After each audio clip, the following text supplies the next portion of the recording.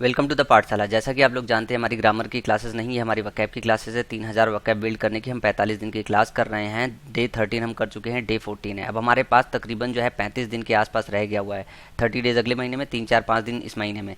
तो हमें क्या करना है कि इसके अंदर जैसा कि हम फिल करते हैं, वीडियो पॉज करते हैं, ये जो लीकेज हुआ है जो है 13 दिन का, वो इसके अंदर डालते हैं। जैसा कि मैंने एक और वीडियो बना के आपको बताई थी कि वकैब कैसे प्रिपेयर करते हैं। तो अब आपको करना क्या है, जो पिछले वकैब आपको भूल रहे हैं नए नोटबुक में डालिए और इसका रिवीजन प्रोसेस में पहले प्रेफरेंस दीजिए। और मैं भी अब से आपको वो चीज़ें कराने की कोशिश कर रहा हूँ जिनकी जो है फ्रीक्वेंसी बहुत ज़्यादा होगी आने की। अभी आज मैं ईडियम फ्रेजेज आपके साथ डील करूँगा। आज जो ईडियम फ्रेजेज ले रहा हूँ मैं प्रीवियस ईयर में 2016 में जितने आए हैं वो लूँगा, 2015 में लूँगा। अगर वीडियो लेंदी नहीं हुआ तो मैं 2014 का भी इसमें लूँगा। जिन्होंने अभी तक ये ग्रुप ज्वाइन नहीं किया है वो इस ग्रुप को ज्वाइन कर ले। ग्रुप ज्वाइन करने से पहले सोच समझ के ग्रुप ज्वाइन कीजिएगा कि आप अगर नर्वस होने लायक स्टूडेंट है तो इस ग्रुप में मत आइएगा। अगर आपके पास स्ट्रेंथ है हार्ड वर्क करने की तो इस ग्रुप में आइएगा। और इस ग्रुप में आके कोई रायता मत फैलाइएगा। आप लोग ध्यान रखिएगा इस बात का। टीयर 2 की क्लासेस के विषय में आप अपने पास जानकारी रखिए। अगर आपका हमारा काम पसंद आ रहा हो तो चैनल को जो है शेयर कीजिए अपने दोस्तों के साथ, भाइयों के साथ, बहनों के साथ, उन लोगों के साथ जिनके नंबर इंक्रीज नहीं हो रहे हैं। और जैसा कि डर लग रहा होगा कि सिलेबस कंप्लीट होगा कि नहीं होगा, सर क्या आपका क्लासेस सफिशियंट है या सफिशियंट नहीं है, इस तरीके की काफ़ी क्वेरीज आ रही है। तो मैं एक बार फिर से रिपीट कर रहा हूँ, मेरी क्लासेस मोर देन सफिशियंट है। आप 40 प्लस स्कोर बहुत आराम से बना सकते हैं। थोड़ा अच्छा स्टूडेंट है 45 प्लस। और बाकी के जो है 1 2 क्वेश्चन होते हैं वो ऐसा होता है कि वो एसएससी हमेशा थोड़ा सा अलग रखती है, तो वो आप मिस कर भी सकते हो और हो सकता है आपके पढ़े हुए पार्ट से आ जाए। तो मैं 45 के ऊपर 5 मार्क की गारंटी तो मैं क्या कोई नहीं दे सकता। लिखने को भले लग दे 50 और 50 पर 40 प्लस तो आप आराम से बना लोगे। इवन तो मैं ये बोल रहा हूँ कि जो स्टूडेंट आज से स्टार्ट कर रहे हैं वो खाली मेरे सारे क्लासेस जाके जहाँ से मैंने बताया वहाँ से लेके अभी तक भी कंप्लीट कर लेना, तब भी उनके 40 नंबर आसानी से आ जाएंगे। लेकिन जो प्रोसेस मैंने बताया सेम प्रोसेस अपनाएं, उनको भूलना नहीं है चीज़ें, रिवीजन बिल्कुल रिदम में रखना है। अब आपके लिए मैं स्कोर जो है आपका 45 से ऊपर जा सके इसके लिए मैं एक और क्लास स्टार्ट करने वाला हूं जो अल्टरनेट डेज पे रहेगा, क्योंकि सेम डेज पे रख पाना बहुत मुश्किल है क्योंकि बहुत सारी क्लासेस है। मैं आपके साथ बहुत मेहनत कर रहा हूं। मैं उम्मीद कर रहा हूं कि आप लोग भी मेहनत कर रहे होंगे। जैसा कि आप मॉक टेस्ट में बता रहे हैं कि आपके स्कोर अच्छे आ रहे हैं, सुन के अच्छा लग रहा है कि चलो मेरी मेहनत और आपकी मेहनत मिलकर थोड़ी सी रंग ला रही है। इस रंग को और जो है आगे बढ़ाने के लिए मैं सोच रहा हूँ कि आप लोगों के लिए एक ऐसी चीज़ जैसे एक्सपेक्टेड क्वेश्चन होती है कि आपने रिवाइज किया है, आपने पढ़ा है, तो एक एक्सपेक्टेड क्वेश्चन की सीरीज चलाना चाहता हूँ जिसमें मुझे लगता है कि ये क्वेश्चन एसएससी पूछ सकती है। इन क्वेश्चन के पूछने के ज़्यादा चांसेस है क्योंकि इसमें कन्फ्यूजन रहता है। तो वो एक अलग से क्लास मैं चला दूंगा, तो एक तरीके से आपका रिवीजन हो जाएगा और आप फोकस्ड हो जाओगे। अच्छा ये वाला ये आता है, तो वो आपके लिए जो है डिफिकल्ट के बजाय एकदम ईजी आ जाएगा। क्योंकि मैंने कई बार उसको जो है वर्बली बोल के बताया क्लासेस में, ये आता है, ये आता है, ये कीवर्ड के सराउंडिंग एरर होती है। उसके बाद मैंने ये बताया कि ये चीज़ें जो है ऐसी होती है। तो अगर मैं उसको एक बार और स्ट्रेस दे दूंगा तो वो आपके लिए सबसे इजी चीज होगा। जैसे ही आपको एग्जाम में मिलेगा तो आपको याद आ जाएगा, अरे सर की क्लास में मिली थी ये ऐसे होता है। तो वो आपको जो वो वाला टेंशन होता है ना, वो चीज नहीं होगा। तो ये मैं करने की कोशिश कर रहा हूँ। और अब जो है वो ग्रामर से ज़्यादा जो क्लासेस है वकैब की, उस पर आपको फोकस करने की बहुत ज़रूरत है। क्योंकि इसके बाद जो बचेगा ना टेंस के बाद, वो बचेगा आपके पास जो है part of speech. Part of speech से 1 क्वेश्चन आता है, मैक्सिमम 2 क्वेश्चन आता है। लेकिन उसके अलावा सारा का सारा जो मैंने पढ़ाया है वो पूरा का पूरा वकैब पे बेस्ड है। क्या है? वकैब पे बेस्ड है। तो आपको ध्यान रखना है, जैसे ईडियम फ्रेजेज वाले ही एरर वाले पोर्शन में डाल देते हैं। कई बार आपने देखा जब कि हमने 7 8 पेपर सॉल्व कर लिए हैं। तो ये चीज़ आपको ध्यान रखना है कि अब आपको फोकस किधर शिफ्ट करना है, सबसे ज़्यादा वकैब पे। क्योंकि ग्रामर के क्लासेस जो है बहुत स्टूडेंट ले रहे थे और उसके कंपैरिजन में जो वकैब की क्लासेस है तकरीबन 400-500 स्टूडेंट कम ले रहे हैं। तो मैं उनको तक ये मैसेज कन्वे करना चाहता हूँ कि जो अब वकैब की क्लासेस है वो ज़्यादा ले, क्योंकि यही उनके मार्क्स जो है पूरे 50 आउट ऑफ 50 दिलाएगी। ग्रामर आप कितना भी पढ़ोगे वो 50 आउट ऑफ 50 नहीं दिलाएगी, क्योंकि जो आपका 1 आध 2 क्वेश्चन छूटता है वो ग्रामर से कम वकैब पोर्शन से ज़्यादा छूटेगा। अभी मैं आपको एक और स्ट्रेटजी डील करूंगा कि आपको आखिरी 30 डेज में अपने आप को किस तरीके से रिदम में लाना चाहिए, क्या करना चाहिए, तो हम कैसे एग्जाम को किल करें इंग्लिश के दम पे। मुझे बाकी का पता नहीं है, इंग्लिश के दम पे कैसे हम हैंडल करें, इंग्लिश के दम पे ही हम कैसे सिलेक्शन ले, ये मैं आपको सिखाऊंगा। क्योंकि मैं इंग्लिश डील कर रहा हूँ तो मुझे सिर्फ इंग्लिश से मतलब है, बाकी का मुझे नहीं पता आप कैसा कर रहे हो। लेकिन मैं इतना आपको जरूर सिखा दूंगा कि इंग्लिश के दम पे ही आप एसएससी सीजीएल फोड़ फाड़ के चले आओ। तो ये एसएससी के दम पे कैसे फोड़ा जाता है, इसके लिए मैं पूरी अपनी साइड से मेहनत कर रहा हूँ और मैं उम्मीद कर रहा हूँ कि आप लोग भी कर रहे होंगे। तो चलिए आज का स्टार्ट करते हैं ईडियम फ्रेजेज। ये प्रीवियस ईयर में आए हुए ईडियम फ्रेजेज हैं जो मैं आपके साथ डील करता हूँ। कुछ ऊपर 2015 के हैं, फिर टोटली 2016 के हैं, 2014 के भी हैं मेरे पास, 2015 के पूरे हैं। लेकिन अभी मैं देखता हूं कि आधे घंटे में जितना डील हो सकता है प्रॉपर तरीके से वो करूंगा। अदरवाइज अगला जो है नेक्स्ट लेक्चर में लूंगा। बात करें फाइट टूथ एंड नेल, ये शायद मैंने आपको पढ़ाया है, एक बार रिवीजन की तरह इसे ले लीजिए। फाइट टूथ एंड नेल का मतलब होता है कि अपनी पूरी स्ट्रेंथ के साथ लड़ाई करना, फाइट विथ ऑल स्ट्रेंथ। ध्यान रखिए इसका मतलब होता है पूरी स्ट्रेंथ के साथ, पूरी क्षमता के साथ लड़ाई करना। लड़ाई करना। So a clean pair of heels, so a clean pair heels, heels का मतलब होता है भाग जाना। क्या हो जाना? भाग जाना। टू रन अवे फास्ट, जल्दी से भाग जाना। किसी को देखना, जैसे चोर होते हैं, पुलिस को देखा उन्होंने, बहुत तेजी से भाग लिए। To flee swiftly, to flee swiftly ये भी पूछ सकता है, ध्यान रखिएगा कि अब so clean pair of heels के बजाय उसने टू रन फास्ट अवे ये तो नहीं पूछता है, लेकिन टू फ्ली स्विफ्टली ये पूछ सकता है। तो इनका मतलब क्या होता है कि भाग जाना, बहुत तेजी से भाग जाना। All moonshine, all moonshine का मतलब होता है कि मनगढ़ंत, दिखावा, कनकोटेड, सुपरफिशियल, जो हकीकत ना हो। क्या हो? जो हकीकत ना हो।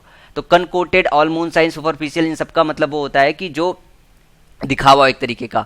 अप टू द मार्क, जैसे हम कहते नहीं कि तुम्हारा काम अप टू द मार्क है, मतलब जैसा कि जरूरत है उस हिसाब से तुम्हारा काम है। अप टू द मार्क का मतलब होता है अकॉर्डिंग टू रिक्वायर्ड स्टैंडर्ड, जरूरत के हिसाब से। क्या?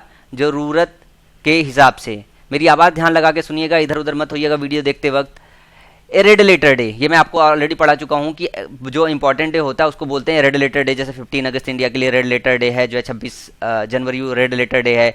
Seat on the fence, seat on the fence का मतलब ये होता है कि किसी काम में, जैसे बहुत सारा काम हो रहा है, बहुत सारे लोग काम कर रहे हैं और आप अलग थलग बैठे हुए हैं, आप कुछ कर नहीं रहे हो उसमें, तो वो होता है sit on the fence. To avoid becoming involve in deciding और इन्फ्लुएंसिंग समथिंग, किसी चीज को करने में, किसी चीज को डिसाइड करने में पार्टिसिपेट ना करना, आपका अलग रहना। क्या होना? अलग थलग रहना, अलग थलग रहना। शेक ऑफ, शेक ऑफ का मतलब होता है forget, to get away from somebody who is chasing और following up. Forget exactly, to get away from somebody who is chasing और फॉलोइंग यू। एक तो इसका मतलब होता है फॉरगेट भी, और दूसरा मतलब ये होता है कि अगर कोई आपको जो है फॉलो कर रहा है तो वहां से भग लेना। क्या करना? भग लेना। Cook, cock and bull story, already मैं बता चुका हूँ। कॉक एंड बुल स्टोरी का मतलब ये होता है कि मनगढ़ंत कहानी, कोई रियल स्टोरी नहीं होती। क्या होती है? कोई रियल स्टोरी नहीं होती है। तो एक कनकोटेड और एब्जर्व्ड स्टोरी, एब्जर्व्ड का मतलब होता है असंगत, जिसका कोई मतलब ना हो। Pull a long face, pull a long face का मतलब होता है डिजेक्टेड। क्या? लुक डिजेक्टेड, मतलब उदास दिखना। पुल ए लॉन्ग फेस, होता नहीं घर में किसी ने, माँ बाप ने बच्चे को डांट दिया तो उसने बड़ा सा चेहरा खींच लिया, बना लिया ऐसा मुंह टेढ़ा करके, तो वो होता है pull a long face. An unhappy या डिसअपॉइंटेड एक्सप्रेशन, मतलब अच्छा एक्सप्रेशन ना शो करना। Under a cloud, under a cloud का मतलब ये होता है कि आप शक के घेरे में आ जाओ। क्या? शक के घेरे में आ जाओ। अंडर सस्पिशन, शक के घेरे में।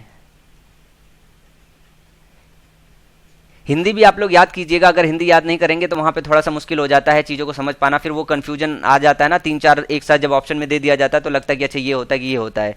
कैटनैप, कैटनैप का मतलब होता है शॉर्ट स्लीप, मैं क्लास में आपको बता चुका हूँ। To pull a long face ये दोबारा आया हुआ है। Look sad, fit like a glove, ये भी मैंने बताया है कि परफेक्टली, जैसे ग्लव्स फिट होता है ना एग्जैक्टली जो है हाथ में, वैसे ही होता है परफेक्टली कोई चीज़ बात की जाए। कॉट रेड हैंडेड, ये सब लोग आप जानते हो। Discovered in the acting of doing something. Gate crasher, uninvited guest, gate crasher, sorry gate crasher, अगर कोई ऐसा हो कि इसको ऐसे समझ सकते, कोई बंदा आया आपका गेट ठक ठक ठक ठक ठक कर रहा है, मतलब आपने उसे इनवाइट नहीं किया है, तो ये होता है गेट अनइनवाइटेड गेस्ट। ये सारे 2016 में आए हुए हैं। टू एंगल, टू एंगल का मतलब होता है टू फिश, ये भी मैंने क्लास में बताया हुआ है कि टू एंगल का मतलब होता है टू फिश, मछली पकड़ना। To angle to fish, for all intents and purpose is, for all intent and purposes. Practically, इसका मतलब होता है कि जो प्रैक्टिकली पॉसिबल हो। For all intents and purposes का मतलब होता है practically. Go out of one's way, go out of one's way का मतलब होता है जैसे कि कोई काम हो रहा है, अगर आपसे मतलब काम थोड़ा टफ हो तो आप पूरा का पूरा अपना स्ट्रेंथ लगा दो कि हाँ आप ये काम करके ही रहेंगे। तो डू एवरीथिंग पॉसिबल, पूरी स्ट्रेंथ लगाना, पूरी क्षमता लगाना जितना भी आपके पास है। गो आउट ऑफ वंस वे, और जितना आपके पास क्षमता उससे भी कहीं ज़्यादा मर मर के काम कर रहे हो तो गो आउट ऑफ वंस वे वहाँ पे इस्तेमाल होता है। इन द रनिंग, ये भी मैं बता चुका हूँ कि इन द रनिंग का मतलब होता है जो काम आप कर रहे हो उसको बनाए रखना। Has good prospect in competition. Beat about the bush, beat about the bush का मतलब होता है कि राग अलापना। क्या होता है? राग अलापना, जैसे टॉपिक कहीं चल रहा है और आपका अलग रहे हो कि सपोज करो कि जैसे एसएससी सीजीएल की प्रिपरेशन चल रही है, कुछ स्टूडेंट है जो पढ़ रहे हैं एसएससी सीजीएल के लिए और कुछ ऐसे हैं कि वो कुछ भी पढ़े चल रहे हैं, उनका अपना अलग ही अलाप रहा है कि वो आके आपको बोल रहे हैं अरे ये पढ़ लो भाई, ये आ जाएगा, वो पढ़ लो। तो ये एक तरीके से बीट अबाउट द बुश हो गया। या बीट अबाउट द बुश का मतलब वहाँ पे भी लग सकते हो कि जैसे कहीं कन्वर्सेशन चल रहा है, अब 10 लोग बैठ के एक बात कर रहे हैं और एक बंदा आया, उसका अपना अलग ही राग अलाप हो रहा है। तो बीट अबाउट द बुश का मतलब होता है टू से everything except the main topic. सब कुछ कहो लेकिन जो मेन टॉपिक है वो ना करो, सब कुछ करो। समझ रहे हो ना कि जैसे आप सीजीएल की तैयारी कर रहे हो, सारा 8-8 10-10 घंटे पढ़ रहे हो, लेकिन जो पढ़ना चाहिए वो नहीं पढ़ रहे हो, जो करना चाहिए वो नहीं कर रहे हो। तो बीट अबाउट द बुश कहने के सेंस में आता है, टू से एवरीथिंग करने के सेंस में नहीं, कहने के सेंस में आता है। यहाँ पे ध्यान दीजिएगा इस बात को। मेक रूम, मेक रूम का मतलब होता है मेक स्पेस, जगह देना। मेंड योर वेज, मेंडवेज का मतलब होता है कि अपना बिहेवियर सुधारना, improve one's behaviour. Beggar description, ऐसा चीज जिसका हम डिस्क्राइब ना कर सके, can not be described. Drag one's feet, drag one's feet का मतलब होता है ना कि जहां पे अपना पैर रख लो बस हिलाओ ही मत, मतलब इसका ये मतलब हो गया कि आप कोई काम करना ही नहीं चाहो। क्या? कोई काम करना ही नहीं चाहो। Be reluctant to act, be reluctant to act. Reluctant का मतलब होता है अनिच्छुक होना। होप अगेंस्ट होप, ये भी मैं आपको बताया हूँ, जैसे मैंने आपको एग्जांपल दिया था कि सपोज करो कि एक ओवर में जो है आपको 6-7 रन चाहिए हो और आप ये सोच रहे हो कि एक नो बॉल हो जाए, एक छक्का लग जाए। अब ये पॉसिबल तो है नहीं, लेकिन क्या करते हैं कि हम उम्मीद नहीं है फिर भी उम्मीद लगाए रहते हैं कि हो जाए, ऐसा हो जाए। तो होप अगेंस्ट होप का मतलब ये होता है, नेचर और an impossible hope. For keeps, for keeps का मतलब होता है हमेशा के लिए। फॉर कीप्स, हमेशा के लिए रख लो, फॉर ईवर। इसको स्टार मार्क कर लेना क्योंकि ये कुछ ऐसे वर्ड्स होते हैं जिनको याद करने में थोड़ा सा प्रॉब्लम होता है। Paled into insignificance, seemed less important. Pale into insignificance, insignificance से इसको याद रख सकते हो कि कोई चीज अनइम्पॉर्टेंट हो जाए, ठीक है, मतलब पहले से कम इंपॉर्टेंट हो जाए। With one voice, with one voice मैंने आपको बताया यूनानिमसली होता है इसका मतलब। Make it light, make it light का मतलब है treat lightly, make it light, treat lightly. Every inch A gentleman, every inch का मतलब होता है इंटायरली, ये ऑप्शन में सिर्फ इतना ही दिया हुआ था, इंटायरली। एवरी इंच ए जेंटलमैन, वो पूरी तरीके से जेंटलमैन है। ए rough violent troublesome person, tartar, इसका ऑप्शन दिया हुआ था। ये सीधा सीधा सिर्फ मीनिंग ही दी हुई है। टार्टर मतलब ऐसे ही होता है, इसका जस्ट रिवर्स ऑर्डर में दे दिया था कि या इसको वन वर्ड सब्स्टिट्यूशन की तरफ ले सकते हो। ये रफ वायलेंट ट्रबलसम पर्सन, इसको बोलते हैं tartar. To add fuel to the fire, वो होता है ना कि जले पे नमक छिड़कना या आग में घी डालना। जले पे नमक छिड़कना दूसरा होता है, यहाँ पे सीधा मतलब यह है कि आग में घी डालना। To add fuel to the fire, कि कोई अगर कंडीशन खराब हो तो उसको और कंडीशन खराब करना। Make thing worse. To take to heart, दिल पे लेना। टू बी ग्रेटली अफेक्टेड, ये मैं ऑलरेडी बता चुका हूँ। टू ब्रिंग टू लाइट, प्रकाश में लाना। To reveal all moonshine, अभी ऊपर बताया। Far from reality, moonshine एक में होगा, ये अलग अलग वर्ड होने के बजाय। एट ए स्नैल्स पेस, एट ए स्नैल्स पेस का मतलब होता है स्लोली, आराम आराम से। क्या? आराम आराम से। कॉल ऑन, कॉल ऑन का मतलब होता है पे ए विजिट, किसी से मिलने जाना। क्या करना? किसी से मिलना जाना, कॉल ऑन। अब ये मैं आपको फ्रेजल वर्ब में पढ़ाऊंगा। Pros and cons, pros and cons का मतलब होता है एडवांटेज एंड डिसएडवांटेजेस, जानते हो। Once in a blue moon, once a blue moon का मतलब होता है कि बहुत रेयरली, कभी काल को, very rarely. Fish out of water, अब मैंने एक बार बताया था फिश इन ट्रबल्ड वाटर और fish out of water. Fish in troubled water का मतलब होता है कि किसी सिचुएशन का लाभ उठाना, और फिश आउट ऑफ वाटर का मतलब होता है कि कोई अनकंफर्टेबल सिचुएशन में हो। Be down with, be down with का मतलब होता है सफरिंग फ्रॉम, किसी चीज से सफर करना। बी डाउन विथ, ये भी स्टार मार्क करना क्योंकि ये ऐसी चीज है तो थोड़ा सा लेट याद होगा। मुझे तो एक्सपीरियंस है कौन कौन से वर्ड लेट याद होते हैं। बी डाउन विथ का मतलब होता है सफरिंग फ्रॉम, किसी चीज से सफर करना। फेयर विदर फ्रेंड, फेयर विदर फ्रेंड का मतलब होता है कि support only when easy and convent, मतलब एक वो बंदा, एक वो दोस्त होता है जो आपके अच्छे समय में आपका साथ दे, बुरे समय में आपका साथ ना दे। तो फेयर विदर फ्रेंड, फेयर विदर फ्रेंड मतलब ये हो गया कि जब आपका कंडीशन, जब आपका मौसम सही हो तब बंदा साथ दे, और बंदा जब कंडीशन खराब हो तो बंदा साथ नहीं। तो बहुत रेयरली होते हैं जो अच्छे दोस्त होते हैं, ज़्यादातर तो ऐसे ही होते हैं, फेयर विदर फ्रेंड होते हैं। पुल टुगेदर, पुल टुगेदर का मतलब होता है वर्क हारमोनियसली, मतलब साथ में काम करना। जैसे मैं और आशीष सर आपको साथ में पढ़ा रहे हैं तो हमारे अंदर एक, हम दोनों मिल के, मतलब ये आपका एसएससी सीजीएल चैनल पुल टुगेदर कर रहे हैं, तो वर्क हारमोनियसली, हमारा ट्यून एक जैसा है। To bury the hatchet, to make peace. To bury the hatchet का मतलब हो रहा है कि बहुत सारा शोरगुल हो रहा है, बहुत सारा लड़ाई झगड़ा हो रहा है, तो उसमें पीस बनाना। To make peace. Selling like hot cakes, selling like hot cakes. To have a very good sale, selling like hot cakes का मतलब ये होता है कोई बिजनेस वगैरह कर रहे हो, उसमें आपका बहुत अच्छा सेल हो रहा है, तो वहाँ पे ये इस्तेमाल होता है। इसको भी स्टार मार्क करिएगा क्योंकि इसको भी याद करने में, एक बार समझने में थोड़ा सा दिक्कत हो जाता है। सेलिंग लाइक हॉट केक्स, कि जैसे गरम गरम केक बेचना नहीं होता है, तो उस तरीके से है कि कोई काम कर रहे हो, उसमें जो आप सेल है, जो बिजनेस कर रहे हो उसमें सेल है, बहुत तेजी से हो रहा हो। स्कॉट फ्री, स्कॉट फ्री का मतलब होता है अनपनिश्ड। स्कॉट, ये भी मैंने आपको बताया था कि कोई चीज़ करना और पकड़े ना जाना, मतलब चोरी कर रहे हो अगर पकड़ भी जाना तो जो है छूट जाना, तो अनपनिश्ड होता है। To give one's air, behave arrogantly, to give one's air, अपनी हवा देना, ठीक है। बिहेव एरोगेंटली मतलब बुरी तरीके से बर्ताव करना। At a stone throw, at a stone throw का मतलब होता है कि जैसे पत्थर मारते हो ना, भाई पत्थर फेंका उसी जगह पे है, तो मतलब बहुत नज़दीक है। बोन ऑफ कंटेंशन, झगड़े का डर, सॉरी डर नहीं, झगड़े की वजह, matter of dispute. To eat humble pie, to eat humble pie का मतलब होता है कि अगर आपने जैसे कोई काम किया, या फिर ऐसा होता है कि आप इसको इस तरीके से समझ सकते हो कि कोई सर्कमस्टांसेस हो गया, कोई प्रॉब्लम हो रही है तो उसमें कुछ हो रहा है, तो उसमें क्या हो गया कि आप जो है वो नहीं होता है कि जले का घूंट पीना, मतलब ऐसा होता है कि आप को ह्यूमिलिएट कर दिया जाए, आपने वो काम ना किया हो और आपके ऊपर दोष लगा दिया जाए, तो उस तरीके से आप जैसे थूक के चाटना नहीं कहते हैं, तो टू ईट हम्बल पाई, इस तरीके से आप जान सकते हैं, to yield under humiliating circumstances. तो इसको इस तरीके से याद कर सकते हो। मैं एक चीज़ बताता हूँ, जैसे हाँ इसको याद रख सकते हो कि आप जैसे थूक के चाटना होता है तो ऐसा होता है कि सिचुएशन हो आपके लिए बहुत बुरी हो, क्या हो, बहुत बुरी हो। To yield under humiliating circumstances. To end in smoke. To end smoke का मतलब होता है कि कोई काम में फेल हो जाना। क्या हो जाना? कोई काम में फेल हो जाना, कोई रिजल्ट ना देना। To end without any practical result, to fail. To spill the bean. To spill the bean का मतलब होता है कि आपके अंदर कोई सीक्रेट हो और आप उसे रिवील कर दो, आप उसे बता दो। Drive home. ड्राइव होम का मतलब होता है एम्फेसाइज करना। स्पेलिंग एरर है, स्पेलिंग सही कर लीजिएगा। Left hand compliment. Left hand compliment का मतलब होता है कि आप उसे कॉम्प्लीमेंट दे तो रहे हो लेकिन वो कॉम्प्लीमेंट नहीं है, एक्चुअली वो मतलब उसको डिस्गाइज कर रहे हो। क्या कर रहे हो? उसको डिस्गाइज कर रहे हो, मतलब कहने के लिए तो आप उसकी प्रशंसा कर रहे हो लेकिन उसमें आपका छुपा हुआ हिडन मीनिंग कुछ और है। हिडन मीनिंग उसको इंसल्ट करने का है, तो उसको कॉम्प्लीमेंट दे रहे हो लेकिन इंसल्ट करते हुए। तो लेफ्ट हैंड कॉम्प्लीमेंट का मतलब यही होता है। कट ए सॉरी फिगर का मतलब होता है make a poor impression. To take to task.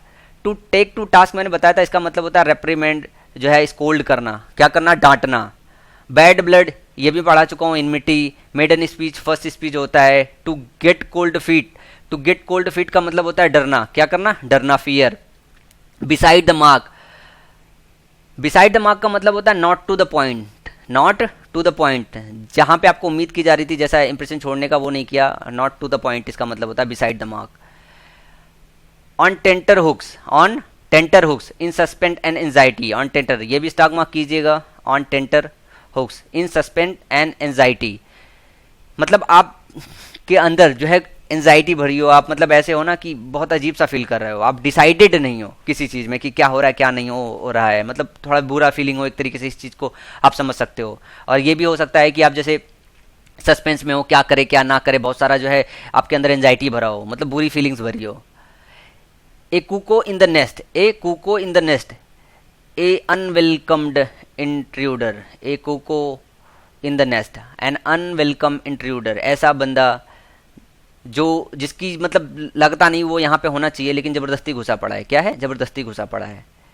A house of cards, N insecure scheme. A house of cards का, कार्ड्स जानते हो ना, कार्ड्स वाले गेम में क्या होता है कि कभी भी सिक्योरिटी नहीं रहती कि क्या होगा क्या नहीं होगा, सब प्रोबेबिलिटी पे बेस्ड रहता है। उसी तरह ए हाउस ऑफ कार्ड्स का मतलब होता है कि एक ऐसी स्कीम जिसका भरोसा ना हो क्या होगा क्या ना होगा। To smell a rat. To smell a rat का मतलब होता है टू सस्पेक्ट फाउल डीलिंग। ये आपने बहुत जगह सुना होगा, अगर आप लोग इंग्लिश सीरीज देखते हैं, टीवी सीरीज देखते हैं, मूवीज देखते हैं, तो टू स्मेल ए रैट अक्सर करके वर्ड आता रहता है। तो इसका मतलब होता है कि सस्पेक्ट करना कि कोई गलत डीलिंग हो रही है।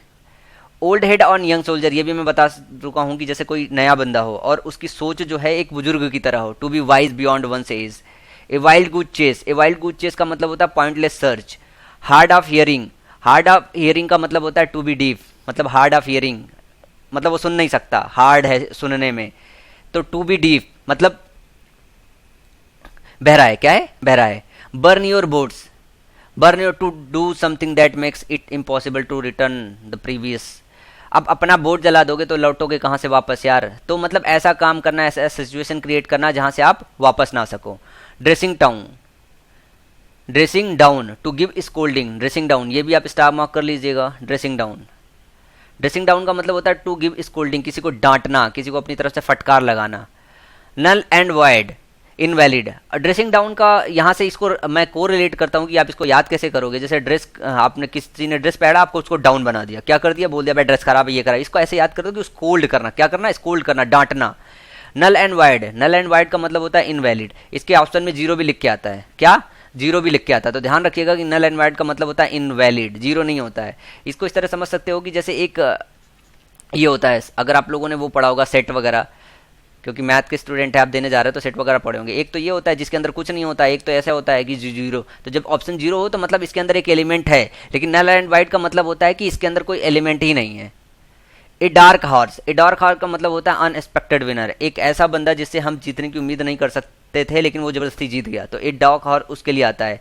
Throw cold water, throw cold water का मतलब होता है किसी को डिस्करेज करना, किसी को डिस्करेज करना। बट इन का मतलब होता है किसी को इंटरप्ट करना। क्या होता है? बट इन का मतलब होता है इंटरप्ट करना, तो इसको भी स्टार मार्क करिएगा, ये भी याद करने में थोड़ा दिक्कत होगा, मैं भी बता रहा हूँ कि बार बार भूलोगे। बट इन, इसीलिए मैं इंपसाइज कर रहा हूँ, फोकस कर रहा हूँ आपको कि बट इन, ये जितने भी स्टार मार्क है इसको अलग से रख के पहले याद कीजिएगा। काउच पोटैटो, काउच पोटैटो का मतलब होता है कि एक बंदा ऐसा नहीं है जो घर में बैठा हुआ है, सोफे पे बैठा हुआ है, टीवी देख रहा है, ठीक है, तो ये होता है काउच पोटैटो, उसको बोलते हैं। कैरी द बाल, कैरी द बाल का मतलब ये होता है जैसे कि इंचार्ज होना। क्या होना? इंचार्ज होना। एक टीम होता है, उसमें बहुत सारे लोग काम कर रहे होते हैं, एक बंदा ये ऊपर होता है जो पूरा का पूरा जो है इंचार्ज होता है, तो उसको बोलते हैं कैरी द बॉल, जो बॉल को कैरी कर रहा है मतलब इंचार्ज में है। टर्न डाउन, टर्न डाउन का मतलब होता है रिजेक्ट करना किसी चीज़ को। क्या करना? रिजेक्ट करना। Catch a tartar, catch a tartar का मतलब होता है to deal with a person who is more than one's match. Catch a tartar का मतलब होता है, जैसे समझिए इसको कि कोई एक ऐसा बंदा है जो आपके अपने मैच का नहीं है, वो उस लेवल का नहीं है लेकिन आपसे ज़्यादा लेवल का है और उसके बाद भी आप उसके साथ डीलिंग कर रहे हो, तो उसको बोलते हैं catch a tartar. Cap in hand, in A respectful manner. Cap in hand आप ऐसे समझ सकते हो कि जैसे आप ऑफिसर वगैरह को देखते हो हमेशा जो है या तो सर पे लगाए रहते हैं, हाथ में लिए रहते हैं, ऐसे बगल में दबाए रहते हैं, तो कैप इन हैंड का मतलब हो गया कि भाई वो अब रेस्पेक्टफुल, इन ए रेस्पेक्टफुल मैनर है बंदा, ठीक है। तो कैप इन हैंड, एक तो इसको ऐसे समझ सकते हो और दूसरी चीज़ ऐसे समझ सकते हो कि जैसे कोई बंदा आया तो क्या होता है, ऑफिसर वगैरह अपना कैप उठाते हैं हेड से और हाथ में रख लेते हैं, तो वो किसी को सम्मान दे रहे होते हैं। समझ रहे हैं इस चीज़ को? तो कैप इन हैंड का मतलब आप दो तरीके से इसको याद रख सकते हो। एक तो वो कि किसी के पास कैप रहती है जैसे ऑफिसर वगैरह होती है तो उनको रेस्पेक्ट लोग देते हैं, या फिर वो अगर अपने सर से जो है कैप उतारते हैं तो किसी को रेस्पेक्ट दे रहे होते हैं। तो इनको इस तरीके से याद रख सकते हो। और जो ज़्यादा इसकी मीनिंग निकलती है वो कैप इन हैंड का मतलब ये निकलता है कि जैसे कोई ऑफिसर वगैरह आया, कोई उससे सीनियर ऑफिसर वगैरह आया तो वो अपना कैप क्या करता है, उठा के अपने हाथ पे रख लेता है और सर हल्का सा झुकाता है। तो कैप इन हैंड का मतलब यहाँ पे एग्जैक्ट ये निकलेगा कि सम्मान देना किसी को। In the blues, in the blues का मतलब होता है चीयरलेस एंड डिप्रेस्ड। क्या होना? उदास होना, ब्लू में हो। इन द ब्लूज मतलब उदास होना। Cheek by jowls, cheek by jowls का मतलब होता है वेरी क्लोज टुगेदर। जॉल जानते हो ना, ये आपके जबड़े की बात होती है, जॉल जबड़ा होता है ना, तो ये बहुत क्लोज होता है, तो close together. Beyond the pale, unreasonable और अनएक्सपेक्टेड। बियॉन्ड द पेल का मतलब होता है कि मतलब रीजन ना हो उसका कोई, अनएक्सपेक्टेबल हो, जो आप उम्मीद ना कर रहे हो। Blow one's own trumpet, blow one's own trumpet का मतलब होता है कि अपने आप की बड़ाई करना। क्या करना? अपने आप की बड़ाई करना, अपने आप की बड़ाई करना, अपने काम की बड़ाई करना। ओन ट्रम्पेट का मतलब ये होता है कि त्रुम्प जानते हैं आप, त्रुम्प मतलब होता है विन, तो अपना कोई काम जो आपने कर रखा हो उसका जो है आप बोले जा रहे हो मैंने ये किया मैंने किया, तो फ्रेज वन से भी इसके लिए जो है इसका मीनिंग निकलता है। Stick to guns, stick to guns का मतलब होता है maintain one own opinion. Stick to one gun, जैसे ना होता नहीं है कि किसी के ऊपर जो है बोलते रिवॉल्वर मेरे पास है मेरी बात ही मानेगी, तो वो वही होता है कि मेंटेन ओन गन, कि अपनी बात मनवाना। एट सी, एट सी का मतलब होता है एट ए लॉस, परप्लेक्स्ड, पजल्ड, ये भी ऑप्शंस में आता है। एट सी का मतलब होता है कि आप ऐसी जगह पे हो जहाँ पे कंफ्यूज हो, जहाँ पे आपको पता नहीं है कहाँ पे जाना है, तो एट ए लॉस, परप्लेक्स्ड, पजल्ड, ये सारा सारा इसकी मीनिंग देता है बदल बदल के। Straw in the wind, straw in the wind an indication of what might happen. Straw in the wind का मतलब होता है कि इस तरीके का इंडिकेशन कि क्या अब होने वाला है। स्ट्रॉ इन द वाइंड का मतलब होता है कि क्या अब होने वाला है, an indication of what might happen. Face the music, face the music का मतलब ये होता है कि जैसे कोई काम हुआ उसमें गलती किसी की भी हो लेकिन पनिशमेंट किसको मिल रहा है? आपको, तो वो होता है face the music, punishment face करना, बी पनिश्ड। करी फेवर, करी फेवर, सीक फेवरेबल अटेंशन, किसी के अच्छे उसमें होना, बुक में होना बोले तो इसको ऐसे समझ सकते हो कि जैसे कोई बंदा है मेरा बहुत लविंग है तो उसके लिए बोलते हैं करी फेवर, कि वो मेरे करी फेवर में है। व्हील एंड वॉ, ये होता है गुड टाइम्स बैड टाइम, दुख एंड सारो। Call in question, call in question का मतलब होता है चैलेंज करना किसी को। कॉल इन क्वेश्चन, किसी को बुलाना क्वेश्चन के लिए कि अब सॉल्व करके दिखाओ, तो कॉल इन क्वेश्चन मतलब किसी को चैलेंज करना। Make both ends meet, make both ends का मीन का मतलब होता है कि रह गुजारा करना, जो भी आपके पास है उसमें रह गुजारा करना। लिव विथ इन मीन्स जो भी आपके पास है उसके अंदर रह गुजारा करना, रह गुजारा करना। Put up the shutters, put up the shutter का मतलब होता है गो out of business, go out of, put up the shutter, put up the shutter, go out of business. इसका मतलब ये हुआ ना कि जैसे पुट अप द शटर कर दिया आपने कि जो भी आपका बिजनेस था उसके बाहर जाके आप काम कर रहे हो। A drop in a bucket, a very insignificant amount, a drop in a bucket, bucket में एक ड्रॉप डाल दिया, इसका मतलब क्या हो गया, बहुत जरा सा चीज, क्या, बहुत जरा सा चीज।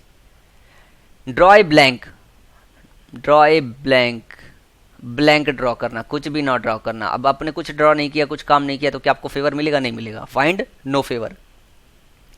टू कीप इन अबियांस, इसका मतलब होता है कि अनडिसाइडेड स्टेट में होना, in a state of suspension, आपको पता ना हो कि आप किधर जाए, क्या करे क्या ना करे। टू कीप इन अबियांस का मतलब ये होता है to be in a fix in a difficult situation. To break in the ice, to break the ice, to break the ice का मतलब होता है क्या कि make people comfortable and relax, start conversation. इसका मतलब ये होता है कि जैसे सब यहाँ पे सन्नाटा छाया हुआ है, बहुत सारे लोग हैं, सन्नाटा छाया हुआ, कोई बातचीत नहीं हो रही, तो इस शांति को भंग करना, मतलब इनके बीच में कन्वर्सेशन स्टार्ट करना। टू ब्रेक द आइस का मतलब ये होता है, अब सन्नाटा छाया है, वहाँ पे किसी को कुछ पता नहीं है, तो कंफर्टेबल सिचुएशन में कोई है तो नहीं, तो उनको कंफर्टेबल सिचुएशन में लाना, आइस ब्रेक करने का मतलब ये हुआ कि उनके बीच में थोड़ा सा कन्वर्सेशन जारी कराना, ताकि सब लोग कंफर्टेबल सिचुएशन में आ जाएं।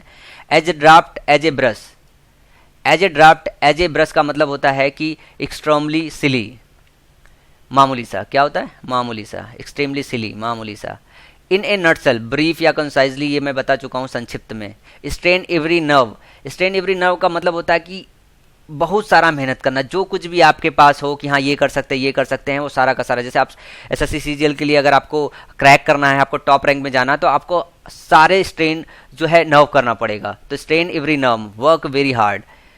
Evening of life, evening of life का मतलब होता है ओल्ड एज, इसे समझ सकते हैं कि मॉर्निंग बचपन का एज, नून जो भी बीच वाला एज समझ लीजिए, evening old age. Button one slip, button one slip, अपने जुबान पे जो है बटन लगाना, ऐसे समझिए कि मतलब बात करना बंद करना।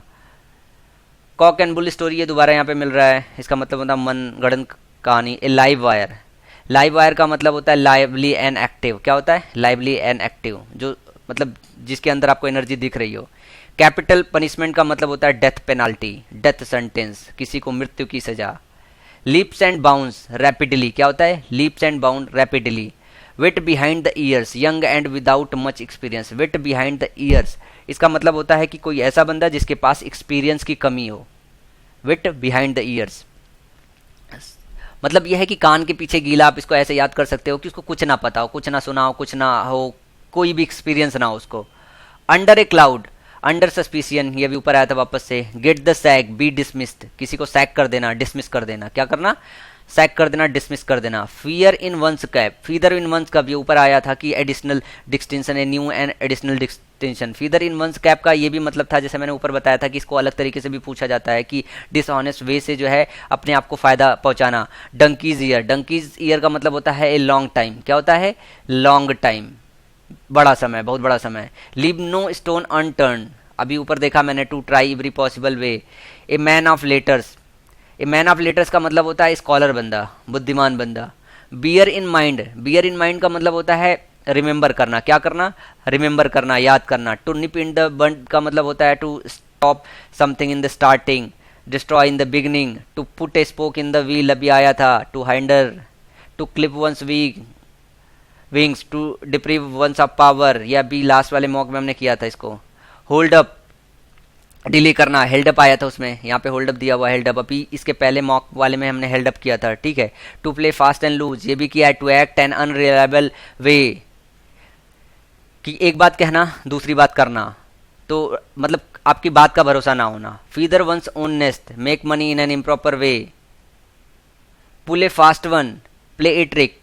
फीदर वंस ओन नेस्ट और फीदर इन वंस कैप, ये देखिए दो सिमिलर वर्ड है, इनमें से थोड़ा सा डिफरेंस कर लीजिए, मैं भी कंफ्यूज हो गया था अभी देख के। फीदर इन वंस कैप, इसका मतलब होता है न्यू एंड एडिशनल डिस्टिंक्शन, आपके अंदर कोई एडिशनल सक्सेस मिले। और फीदर वंस ओन नेस्ट का मतलब होता है make money in proper way, थोड़ा सा डिफरेंस है इसमें, तो मीनिंग को थोड़ा सा डिफरेंट कीजिएगा। फीदर इन वंस कैप का मतलब होता है न्यू एंड एडिशनल डिस्टिंक्शन या सक्सेस, या कोई आपको एक और अलग से कोई चीज़ मिल जाए, ठीक है, सफलता की। और फीदर इन वंस नेस्ट का मतलब होता है make money in an improper way.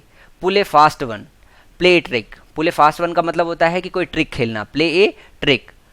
Greaves the palm, grease the palm का मतलब होता है किसी को ब्राइब करना, किसी को ब्राइब करना, घूस देना।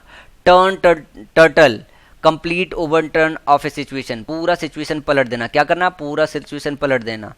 Throw up cards,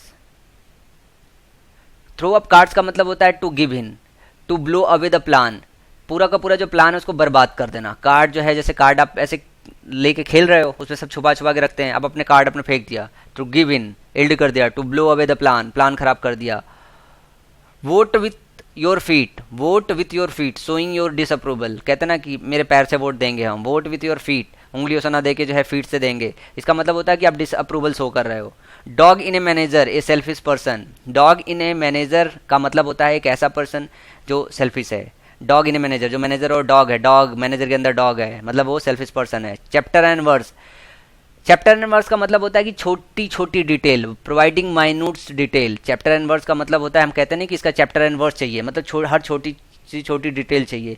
bring down the house, bring down the house का मतलब होता है amuse the audience greatly, amuse the audience greatly, to make everyone cheer.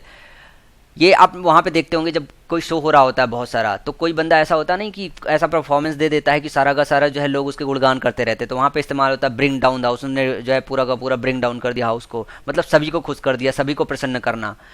Give a wild berth, wide berth to stay away from a avoid something. Give a wide berth to का मतलब ये होता है कि किसी चीज़ को अवॉइड करना, किसी आदमी को अवॉइड करना, किसी चीज़ से अवॉइड करना, किसी चीज़ से दूर रहना। क्या करना? दूर रहना। A hard nut to crack, a difficult problem to solve, आप लोग को पता है in black and white. Black and white का मतलब होता है इन राइटिंग। क्या होता है? In writing. Beside the mark, irrelevant, not to be accurate. Beside the mark का मतलब होता है irrelevant, not to the accurate, जो सही ना हो। बिसाइड द मार्क, जो चाहिए उसके अलावा। तो आज के लिए मैं इतना ही ले रहा हूँ, इसके आगे का बाकी का मैं स्टार्ट करूँगा, क्योंकि मैं वीडियो बहुत ज़्यादा लंबा नहीं ले रहा हूँ, ताकि आप प्रॉपर तरीके से रिवाइज कर ले, याद कर ले, रख सकें। तो वीडियोज़ मैं थोड़ा जल्दी जल्दी दूंगा, क्योंकि ये चीज़ें करना थोड़ा सा ईजी है, क्योंकि ये बिल्कुल से जल्दी जल्दी याद हो जाता है ईडीएम एक्चुअली। बस एक बार आपको हल्का सा मतलब पता हो, तो इसको आप नोट डाउन कीजिए और इसको प्रॉपर तरीके से रिवाइज कीजिए। अभी मैं पूरे के पूरे आपको जो है 2016, 15, 14, 13, 12, 10, 11 जितने भी आए हुए हैं एसएससी सीजीएल में सब करा दूंगा। जैसे ही आपने एक बार उसे कंप्लीट किया तो एक आध या दो क्वेश्चन ऐसे होंगे जो बाहर से आ सकते हैं, वो भी बहुत आपका बुरा लग रहा तो, और अदरवाइज ऐसा नहीं होता है। जो इतने 700-800 वर्ड है, इसी में से कोई ना कोई आपको आ जाएगा, तो इससे ज़्यादा आपको करने की जरूरत नहीं पड़ती है टीयर 1 में। और फिर जब एक बार ये कंप्लीट हो जाए, ये पूरी तरीके से कंप्लीट हो जाए और आपके जुबान पे हो, तब हम इसके आगे और एक्स्ट्रा ऐड कर सकते हैं। जैसे मैं पढ़ा रहा हूँ तो मैं दोनों बंदों को पढ़ाता हूँ, एक तो वो जिनको अभी कुछ नहीं पता है, एक वो जो मिडिल में है, एक जो टॉप स्कोरर है। तो पहले तो मैं वो कोशिश कर रहा हूँ जो इंपॉर्टेंट चीज़ है पहले, जिससे आपका 40 बने, फिर आपको 45 कैसे पहुंचा जाता है वो भी दूंगा, और फिर 45 के ऊपर 50 तक कैसे जाता है, तो वो सारा का सारा मैटर मैं दूंगा। अब आप किस स्थिति में है आपको ये देख के चेक करना होगा कि आप जिस पोजीशन पे हो वहां से पहले ऐसा मत कीजिए कि आप बिल्कुल जीरो लेवल पे हो, आप टॉप वाला पढ़ लो। किसी देश भर का मेहनत करो, आपको 2 नंबर इंक्रीज करना पड़ेगा, क्योंकि आखिरी के 2 क्वेश्चन सही करने के लिए आपको बहुत ज्यादा पढ़ना पड़ता है। 20, 25, 30 नंबर लाने के लिए आपको थोड़ी मेहनत काफ़ी होती है। उसके बाद 40 नंबर तक जाने के लिए थोड़ा हार्ड वर्क और थोड़ा स्मार्टली काम करना पड़ता है। 40 के ऊपर जैसे आप पढ़ते हो 45 तक, उस वक्त आपका जो है ढेर सारी बुक पढ़ डालोगे, हजार और ईडीएम याद कर डालोगे, तब आपके वो 2 मार्क्स एक्स्ट्रा मिलते हैं। और बाकी के जो 1-2 क्वेश्चन होते हैं, उतना पढ़ने के बाद भी आपका लक काम करेगा कि नहीं काम करेगा एग्जाम में, इस पर डिपेंड करता है। तो ये पूरा प्रोसीजर होता है। सो अभी के लिए इतना ही। नेक्स्ट जो है डे में फिर मिलेंगे वकैप के साथ। तब तक के लिए थैंक यू, बाय बाय।